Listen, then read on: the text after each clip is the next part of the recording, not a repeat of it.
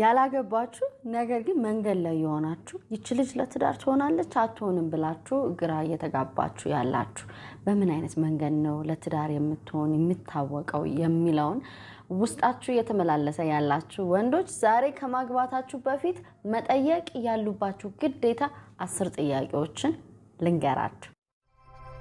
አይሆን የሚለው ግራ ያጋባኛል ትሉኛላችሁ። ዛሬ እነዚህን ጥያቄዎች ግዴታ መጠየቅ አለባችሁ። ይሄ አፕሩቭ ሲደረግ ነው ወደ ቀጣዩ የምትሸጋገሩት። የመጀመሪያው ጥያቄ ምን እንደሆነ ታውቃላችሁ? ለምንድነው ለማግባት የምትፈልጊው ወይም ደግሞ ትዳር ላንቺ ምንድነው በላት።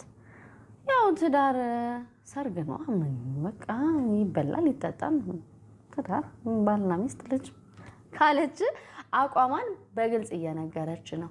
ምን አይነት ህይወት ልትመሰርት እንደምትችል በዚህ ምላሽ ውስጥ ማየት ትችላለህ። ስለዚህ ማድረግ የምትችለው እንደዚህ አይነት ምላሽ ስትሰጥ በቀላሉ አትለፈው። በተቻለ መጠን ለማስረዳት የምትረዳ ከሆነ ለመግባባት ሞክሩ፣ ፊክስ ለማድረግ ሞክሩ። ያለበለዚያ ግን ይሄ ግልጽ ምላሽ በሌለበት ትዳርን ሰርግ መስሏት የምታስብ ሴት በቃ ሁሌ ከበርቻቻ ሁሌ አሸወይና ነው የሚመስላት። ያ ሰርጉ ካለፈ በኋላ ወደ ሪል ህይወት ትዳር ሲመጣ ግራ የተጋባች ሴት የማትመች ልትሆን ስለምትችል ይሄንን ነገር መጀመሪያ ጠይቀ ፊክስ አድርጋችሁ ግቡ። ወደ ሁለተኛው በህይወትሽ ዋጋ የምትሰጫቸው 3 ነገሮችን ንገሪኝ በላት። ሰው ለእምነቱ ቦታ ይሰጣል።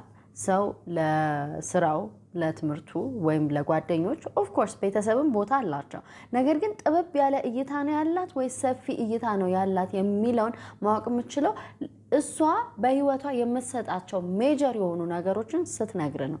የራስንም ቫልዩ ከሷ ቫልዩ ጋር ይሄዳል አይሄድም የሚለውን ነገር ታስተያያለህ። ለምሳሌ እንበልና ላንተ ሃይማኖት ወይም መንፈሳዊነት ትልቅ ቦታ መስጠው ነው። እሷ ግን በህይወትሽ የምትሰጣቸው 3 ነገሮች ስትላት ጭራሽ መንፈሳዊ ነገር ከሌለ እሱ ጋር መስተካከል ያለበት ነገር አለ ማለት ነው። ምክንያቱም አንድ ላይ ልትኖሩ ነው፣ የእድሜ ዘመን ጥምረት ነው ትዳር። እሷ መንፈሳዊ ነገር ላይ ቦታ የሌላት ሆና አንተ ቦታ ያለ ከሆነ እንዴት ነው አስኬደዋለሁ ብለ ያሰብከው?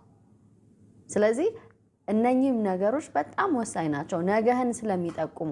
ገና ለገና የተጀመረ ሪሌሽንሺፕ ሁሉ ጥሩም ቢሆን ባይሆን ልጅቷ አሪፍ ጸባይ ቢኖራትም ባይኖራትም በቃ ወደ ትዳር መሄድ አለበት የሚል አመለካከት በአንዳንድ ሰዎች ላይ አያለው which is so wrong። ልክ አይደለም። እጮኝነት መተዋወቂያ ነው። የሚሆን ከሆነ ወደ ትዳር፣ የማይሆን ከሆነ ዛጋ ሊቆም። ያለበለዚያ ትዳር ላይ ብዙ ዋጋ ያስከፍላል። ከናንተም አልፎ የምትወልዷቸው